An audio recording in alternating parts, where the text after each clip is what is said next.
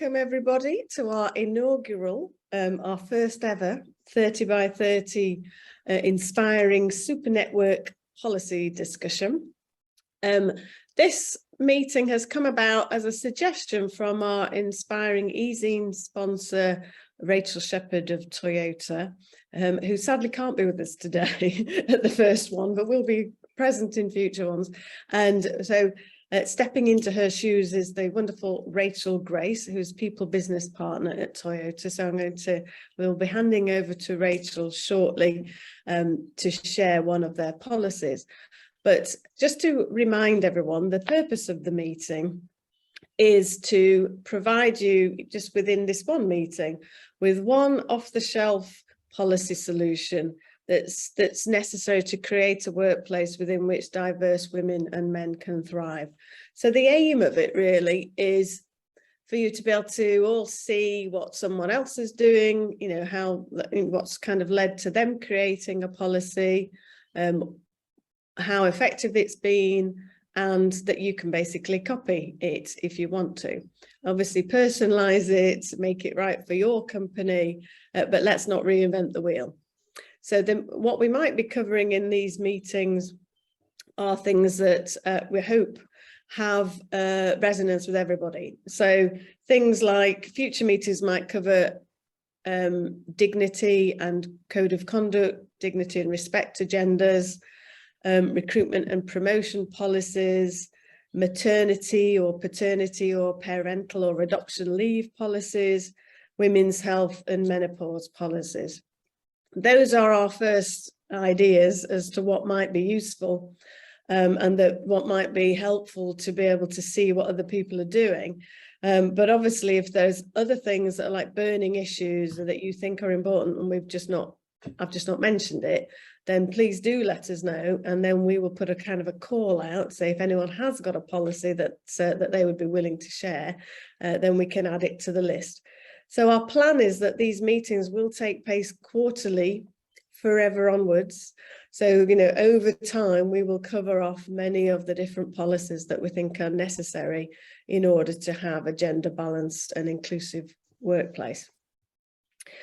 If you do have a really good policy that you would like to share in any of those areas, like code of conduct, dignity and respect, maternity, paternity, parental leave, etc., please let us know, because we haven't yet identified who will host the future meetings. Toyota will be a constant presence in the meetings because it's all thanks to them that we're able to do this, and that's fantastic. So I know that if we don't get any takers, then Toyota will step in and help share policies. But we are hoping to get a broad variety of policies that have been developed with the retail part of the market in mind, or with the supplier part of the market in mind, so that we can hopefully make sure that we're providing a service for everybody in every different context. So the format of the meetings will probably be where I will start with this kind of blurb at the beginning and welcome everybody and introduce what we're here to talk about. Then we'll hand over to our guest speaker who will present their policy. And as I mentioned today, it's Rachel from Toyota. And then at the for kind of the second part of the meeting will be an open discussion. So this is where what I really would hope that you would be willing to put forward your views, to ask more questions. Obviously, when you're sharing your policy, you don't necessarily know what context somebody that's listening has in their industry, but Rachel might be able to help, for example, or future guests, if you ask a question about it to get more deeper information out, then that conversation may well be equally as useful as the original presentation. So please don't be shy, and do feel free to ask questions, and also feel free to discuss the issue itself that the policy is trying to solve. because we, you know, for example, the one that we're going to cover today, we know is a big important area. And I do know there are other companies, people like Auto Trader, that probably have something similar. And so if you do have something similar, please do mention that. And particularly if there's something extra or slightly different, because then what we can do is kind of create this collective intelligence approach to enable everyone to build a policy that's right for them. So at the end of the session, what we will, as you know, we're recording it, but we would hope that we can provide some kind of a very simple skeleton template that would say your policy should cover this, this, this, and this as an output of the meeting. And therefore you can then use that to create your own. Okay, so without further ado, I'm going to hand over to Rachel Grace, People Business Partner at Toyota GB, to share the Safe Conversations policy that Toyota GB have developed. So thank you. Thanks very much, and good morning, everybody. Introducing me and TGB. In case it's not clear, I'm the one on the right. So this is a picture of our campus. We are incredibly lucky to have a site on top of Epsom Downs with these amazing views. It's a beautiful building that really doesn't look after, doesn't show its 20-year age. And the way that we are positioning ourselves externally to customers, to prospective employees, is really about how we are becoming a mobility organisation and an organisation for the future. So we're very, very keen that our environment is a critical part of who we are and how we work. And we recognise that we're incredibly lucky to have such a lovely space to work. For me, I am, as Julia said, I'm the People Business Partner for Toyota GB.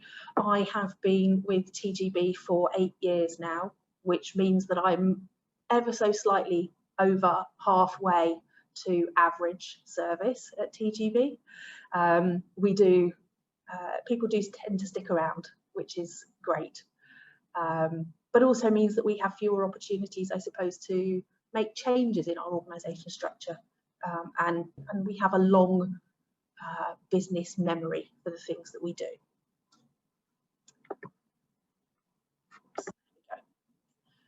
So in terms of some context, before I dive deep into the policy, I think it's really important to set out what our approach is to supporting people.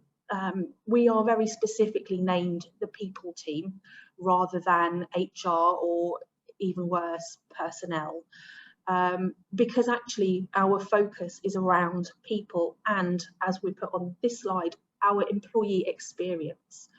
And what we mean by that is, what does it feel like? We've all talked about the customer experience, and that's been really, really common over the last few years. But what we wanted to say is, well, actually, for us in our team, our employees are our customers. So what should they experience, both from our team, but also from the business as a whole? Because that's going to be the difference that makes people want to come to work every day, that want to stay, they want to be part of our business, and actually they want to progress. So we started off, we started off in about 2016 defining a management deal which set out the expectations and responsibilities of both employee and manager in the employment relationship. And over time, that's evolved to this employee experience, which we've had in place for the last 3 years, which has really defined what the key stages of your employment life cycle are at TGB, and also what we think should happen, whether that's what support you should get from your manager, but also what you should be out asking for, what you should be leading yourself. Because we're trying to be very clear that your career doesn't happen to you, it is led by you. And that's quite a shift for some of our people who've been with us a longer time. It's also been really important to us that we are communicating in a very clear and simple way.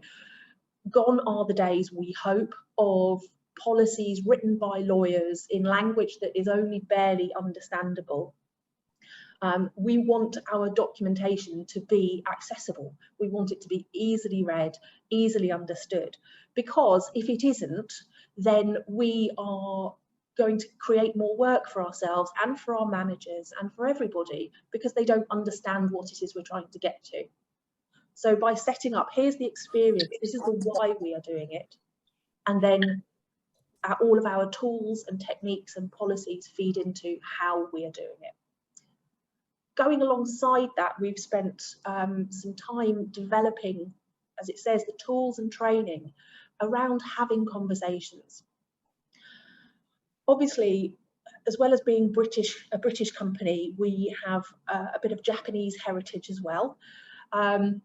And that does mean that culturally we are prone to people who are very polite, can be quite deferential, and therefore actually don't speak out when something isn't quite right. So people cope with a lot of things that they're not quite happy with because they are worried about upsetting someone. They generally trust that their colleagues are trying to do the right thing, and so any problems are generally unintended. But that then has the side effect of lots of people being quite unhappy, dealing with those little day-to-day niggles. And also has an unintended consequence of preventing us from being as inclusive and as welcoming as we could be. Because we are aware, we all live in our own selves. We can only experience the world through our own eyes as a default, and so it's very easy to overlook things that you take for granted that actually are a struggle for someone else. So by having conversations and coaching and sharing those behaviours as fundamental to the way that we work, it has really encouraged people to say something if they're not happy, or to at least come and ask for help. And we have seen some really positive changes in some of the bigger, more obvious problems. So having honest and robust performance management conversations earlier, not waiting until it's becoming a problem, but actually saying, oh, right, let's get in and put some intervention in and turn this around. So it's already shown some benefit. So why the need for a safe conversations policy? So we focused on really setting up that right culture, that right ethos. We already have a very clear code of conduct as well in terms of standards and behaviours, not only for how we would deal with customers, but also how we would deal with each other, with colleagues, and being very clear about what expected standards of behaviour are. But in line with our employee experience and wanting to move to a much more adult way of working with our colleagues, we wanted to be really clear about what was and wasn't acceptable within the business. And we kept, as a team, we kept running into these little, as I've called them on the slide, this sort of grit in the shoe, those little niggles that get in the way, that aren't very much on their own, but if they're left, they can either build up or they just rub away at someone, and you end up losing talent, or people start underperforming. So there's a real consequence to not addressing it quickly and early. So what we found was that, again, there was this reluctance of people to upset someone. If someone had made an offhand comment that really didn't chime well with them, then they felt very, very uncomfortable addressing it, because they knew it wasn't intended as confrontational or dismissive or discriminatory, but that's how it landed with them. And we know that is an issue that we have in our organisation. We also use a tool, we use a personality profiling tool quite strongly throughout our business called Facet 5. It's an incredible tool, and it's probably one of the best personality tools that I've worked with in my career. But one of the facets in that is around confrontation. And we are an organisation as a whole that does not like confrontation. So putting people into a position of tension is not something that's going to get the best out of them. We know if people are acting out of their preference, that's when they tend to get it wrong, to go too far, and it will come across incorrectly. So we wanted to put something in place that would give people the support and the confidence to have the right conversation in the right way at the right time, and to make sure actually that both sides of the conversation were supported. Because what we didn't want is for this to feel as though the burden was all on the person who felt aggrieved or had felt upset by something, and there was no support for the person who'd accidentally caused that. So this is about getting to a point of mutual understanding. So what this actually does is, and I'll go through the details of the policy in the next couple of slides, but it's about supporting the individual who is concerned to use the tools they've been given. Now, this might be the person who was on the receiving end of a comment or an action, but it could also be someone who witnessed it. He says, actually, I'm not okay with that, and I don't think that this is acceptable, and I want to raise it. And actually, we want people to do something. The real behaviour change that we are needing to address is people actually doing something rather than nothing, and knowing that it's okay, and also starting to build allyship and people calling each other out, saying, actually, that wasn't quite right. You didn't, do you realise how that sounded or how that came across? It isn't, as I said, it isn't a one-way thing. It is about support for both sides. And also the person who's raised the concern, as you'll see when we go through the process, has complete control over how the conversation or how the action is dealt with. The only exception being is if through that conversation and through those discussions, we find something that breaches one of our more formal policies. So, for example, something that we would consider as a disciplinary concern, we will choose to take action and investigate that further. We will keep that person in the loop. So we're never going to take action unilaterally without knowing, but we will also actually say, if we spot something that's serious enough, that is not something we are prepared to support as an organisation, and so we will step in and activate one of our formal processes. So in our policy, these are paragraphs lifted directly from the policy. There really isn't a huge amount more in the document than this, and there is a flow chart which I will bring up for you in a moment. Hopefully what you can see from this language is it's very clear, it's very simple, it's quite informal. It's been that's been a big shift for us as well, as even writing things in the right way. We've all grown up as HR and people professionals, writing everything in a very formal and stilted language. So even using contractions like isn't has been a bit of a learning curve for all of us. But it's made such a huge difference in how people have been able to access the support that we give them. And I can't imagine us ever needing to go back. So as you can see, one of the key principles is that actually this doesn't have to be something that we take up and champion on someone else's behalf. The purpose of this is to say, as I've said before, doing nothing is the only bad option here. We want you to do something. Come and talk to us. And it might be that as a result of that conversation, we don't take any further action, and that the person who comes to us doesn't take any further action. And that's okay. But at least something has happened. We're aware that there's been a niggle or a concern in the past, and we can make sure that that's factored into future conversations ongoing. And having honest conversations is something that we are working really hard to make happen. We have, over the last few years, been running a 360 feedback tool. And when that was first introduced, one of the big conversations was around, do we make the feedback anonymous or not? We actually decided in the end, with much sort of holding of breath, to not make it anonymous. And it has gone down incredibly well. It has been such a positive change.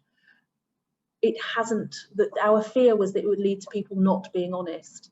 But because our director team stepped up and took the first took the first set of feedback and responded to that feedback and heard it and understood it and showed through their actions that they were living that understanding.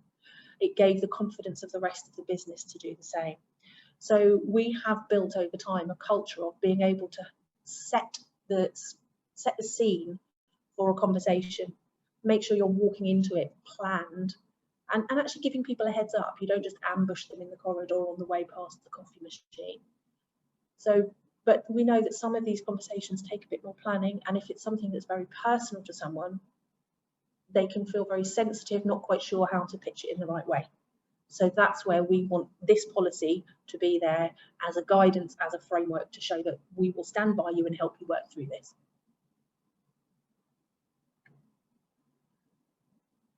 Really simple visualization of the policy. So we've set it out in a flow chart so that you can see where the steps go. And as you can see on the left-hand side, one of the options is I can have the conversation myself. I know what I want to say. Great. We don't need to be involved. This isn't about getting the people team digging deep through all of the little conversations that go on across the business. Quite frankly, we haven't got time for that. And that's not the culture that we want to get. We are not here as the police in our organisation.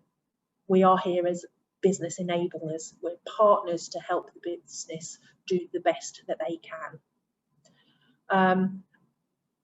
Others might be, I don't want to do it. Fine, we will have the conversation on your behalf, or we'll work with your manager. It doesn't have to be us. Again, it could be your line manager. And then what happens? What if it doesn't go well? We know that it might not go well. So let's talk about how we deal with that. We're not going to leave that hanging. So we can then go back through the cycle again if we need to. Or it went really well. And we've got a great option. Or there's a little bit. So, okay, we'll put some check-ins. So again, a practical, action-based tool that shows people what will happen and how we will support them through it. What's been very clear to us over several years is that, as many of you I'm sure are aware, we're in an incredibly fast-paced, ever-changing business, and particularly in the now times. Things are crazier, faster, busier than ever before. So it's really important for us that we don't just focus on getting a policy launched, and particularly something as important as this. We look for opportunities to bring it to life, to re-embed it, and to remind people even that it exists. So some of the things that we have done include reminding people of its existence during our Pride Week and inclusion events that we run.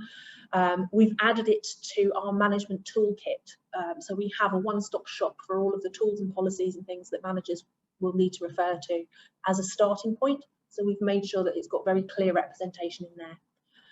We, as the people business partners, use it as a key tool in our one-to-ones with our general managers and our directors. We remind our managers that it's there. And it's something that we flag in induction and onboarding. Because again, we want people to know from day one that if they see something that isn't right, we want them to talk about it. It's very easy to think, and I know in the past our organisation would definitely have been in the, oh, we don't want to bring something up like that because it can feel very negative. But actually, if you're open and honest, we all know that our organisations aren't perfect. We wish they were, but this isn't a perfect world. But what we do want to hand on heart be able to say is we are determined to make it better. And if there is an opportunity that we haven't seen, then we want to know about it so that we can do something about it. And a key part of that as well is about asking for feedback. So this has got to be two-way. Is this working? Is this doing what it needs to? We have just run our first annual self-identification and inclusion survey, which asks some very key insight questions, including things like, if I were to raise a concern, I feel that my company would act on it, take it seriously. And I feel that I can be my true and authentic self at work. And those questions, again, we had no idea what kind of answers we would get. But even asking the questions, we have found builds confidence in people that we take it seriously and that we are acting on the results. So we've had some real life examples of where this has actually worked, which I'm very pleased to be able to say. So in the first one, a very senior member of our organisation made a very offhanded comment along the lines of, "Oh, you're back from maternity leave. How many is that now?" It was meant as a genuine inquiry, but unfortunately, it absolutely 100% tripped over a sensitivity that that person had about feeling undervalued and only being seen as someone who is having children. So the employee got in touch with our team and asked for some advice and some support and a bit of a check-in. I know I'm sensitive about this. Actually, is this okay? And it was great to be able to reassure her that no, it's absolutely okay. This is a clumsy comment. What do you want to do about it? Would you like us to talk to the person about it? Do you want to do it? No, she said, I want to do it, but will you help me prepare? So we worked with her to prepare what she wanted to say so that it was calm and rational and took out some of the more potentially inflammatory and emotive language and actually stated her case in a really fair and open way. She then had the conversation with the senior colleague who was immediately understanding, incredibly apologetic for having inadvertently caused her to be upset, and has just raised his awareness. So it was an incredibly positive conversation and has left her feeling incredibly valued from something that could have been quite the opposite. In our second example, we had an example where a colleague was very frustrated, went down to use the gym and was told that he wasn't able to use the gym because it was closed for classes. He was annoyed, he was loud, he was aggressive and in the face of the person who had told him about the lack of access. And to the point where other people in the area were very concerned and said, "Oh, that was a bit much, that's a bit over the top." This actually came about through a conversation with the person's manager who said, "Oh, this had happened and this person was aggressive to my employee." And so I was actually the business partner in this scenario, and I was able to remind the manager of our policy. And I said, "Look, we've got this in place, talk it through with her, see what she would like to do, make sure that she understands that we will not tolerate this behaviour and that this is not okay, but that she can address this." And the impact that had was that she, instead of sitting going, "Oh, well, it's fine, it's nothing, I'm sure he's just in a bad mood," she actually chose to pick it up and address it with the person, and said to him, shared with him the impact that it had had on her and how it had made her feel, and he apologised. So again, from leaving something unsaid, it flagged to him the impact that he had, again, inadvertently in the emotion and the heat of the moment that he had had, and has actually left her, again, feeling massively supported by our business, that we are not just going to let this kind of thing slide through and happen. Sorry to interrupt. Have you had any situations where people haven't been acceptant of, or come to the party and said, "Oh, I'm sorry," and haven't changed their behaviour? We haven't had those yet. Do I think that will happen? Yeah, of course it will, because people are people, and I'm a realist about that kind of thing. But I think at that point we would, as it said in our flow chart, we'd step back and go, okay, so what is it that they're objecting to? And if someone else needs to get involved, we'll get someone else involved. Yeah. Because we have had other bigger instances where we've had to address issues on social media, and we've had to people have made offhanded comments, and we've had to kind of go, what are you doing? You can't joke about that's not okay. You're very obviously even though it's your personal social media, you're very obviously identifiable as someone who works for our organisation, and this is the reputation you're giving. Yeah, it's not okay. So we will make it formal if we have to. But actually what we want to start to get to is the stage where this doesn't need to be as formal. Yeah. We get it out of the way. So actually that was everything that I had to share at this point. Any questions? I will stop sharing so I can see you all again. Well, thank you so much, Rachel. I'm just going to summarise a few of my observations and then ask the first question. But if everyone else can be thinking, if you want to vocally say your question, please press the raise hand icon so that we can see who it is that wants to ask a question. And also, if you don't want to do that, put it in the chat and we'll take it from there. So I think just to reinforce some of the points that Rachel raised was that this policy is not therefore serious microaggressions, well, serious transgressions from the dignity and behaviour, the code of conduct, that things like sexual harassment or racism or abuse would come under. This is for those things that I don't know if many of you were able to listen to John Amaechi in our digital conference last year, but he refers to it as littering. And he says that every time somebody, drops a comment or says a bit of a zinger, it's like a little bit of litter has been dropped. And if you don't pick it up, either an observer or the recipient of that, then the litter continues to be dropped. And then you end up in a situation where everyone in the company is wading through loads and loads of litter, and only the new people coming in see this. They see us all standing in all this litter and think, what on earth is going on here, and immediately depart.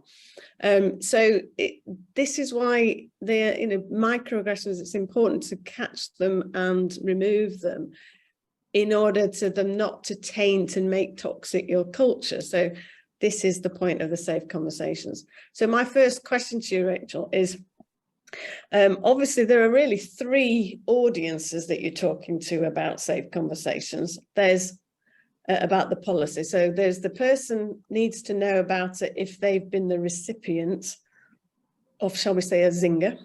That's what we used to call them in Ford. I don't know, things like the maternity negative comment, we'd call it a zinger. There's the person that should be aware that if they say a zinger, this might be the outcome, and therefore be aware to respond to that in a mature and adult fashion, and not in a shall we say, a defensive or aggressive way, because it's just that their policy is that this is, we're creating a safe space. And the third is the observer, the third party that might have been present, that sees this happen and that knows that maybe the recipient wouldn't take action, but feels that, well, that's wrong for the culture, so I think I must raise it. So can you just explain shortly how those three audiences have been communicated to make sure that the policy works well? Yeah, absolutely. I suppose, yes, absolutely. There are three people can be in one of those three camps, but actually anybody could be in one of those three camps. And we have also, the other part that I should talk about, we've also rolled this out to our third party organisations as well, and made it part of our, how we operate on our site.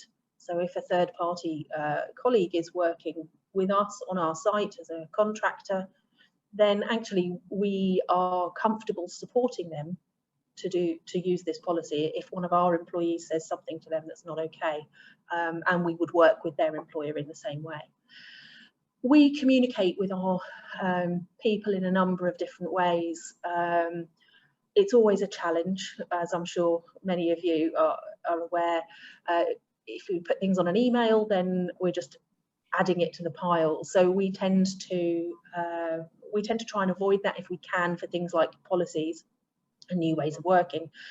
And that's why we will tend to launch them maybe in conjunction with other things. So that's why we have been calling it out and highlighting it as part of a wider event that people have a natural interest in. So our Pride Week, most recently, we've had a stand to highlight Pride. We're giving away free cake because everybody loves free cake. And we're also pointing out that there is this policy and it's important, and having a conversation with people. So we want to have those conversations. we and again, the biggest impact for us is about using our team in the people business partners and getting us into the business and actually talking to the business areas and saying, are you aware of this? Are you using this? Have you brought this up? You know this isn't okay. And reminding people of what exists so that they are using it in the moment, because we can't be everywhere all of the time. And we can't expect everybody to be, you know, constantly checking policies and procedures. So actually getting in at the lower levels is really what's making a difference. And the management pack has also been a really key tool for that, because it is a one-stop shop for our managers as a support. So it's kind of a combination of the management training in information as well as communicating, and Absolutely. I just think it's so important, isn't it, that it's the everyone broad, knows, you know, somebody may make a safe conversation kind of complaint against them, and that not to react negatively to that. So great, thanks. and I suppose the other part to add to that is we do other core training for all of our employees on having great conversations, and actually about what does it mean to go in and prepare for a conversation. So we're giving people those skills already. We are, you know, we've also worked very hard to set up a coaching culture in the organisation. So we have 3 cohorts now of internally trained coaches. So again, this conversational culture has made such a huge difference. I mean, the organisation now versus the one I joined 8 years ago, it's almost like chalk and cheese. And I know that if you go back further, it's even more different. So it's just setting up that environment where people can be honest about their feelings, but still have that professional respect and maintain dignity as well, because that's important. Yeah. Okay, so we've got 2 hands up. So we're going to go to Bex Clark first and then Julie White afterwards. Thanks, Julia.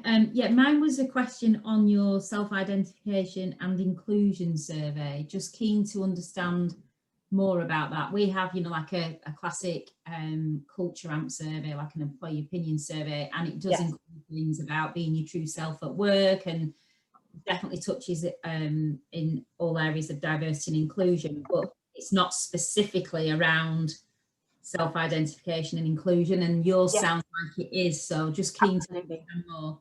Yeah, absolutely.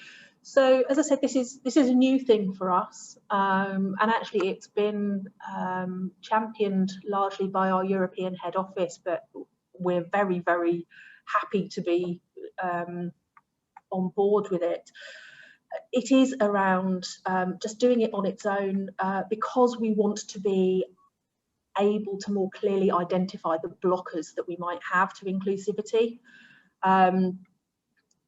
In the past, we've probably had a bit more of a naive, I suppose I would say, maybe, or less well thought through approach to diversity, in that, you know, well, it's kind of fine because we don't discriminate against anyone. But what we want to move to very much more now is about inviting inclusivity in, rather than just assuming that it'll find its way here somehow. But really the point then of the survey is to say, well, where are we? We actually don't know where people are at the moment. So this was an opportunity to get sort of 6 statements about how people feel about inclusivity in our organisation, and then 6 questions on how people actually self-identify. It was completely voluntary. Yeah. And absolutely no way that we could track it. So it was done through a third party, so we could not see any information. But yeah, it's given us an interesting starting point.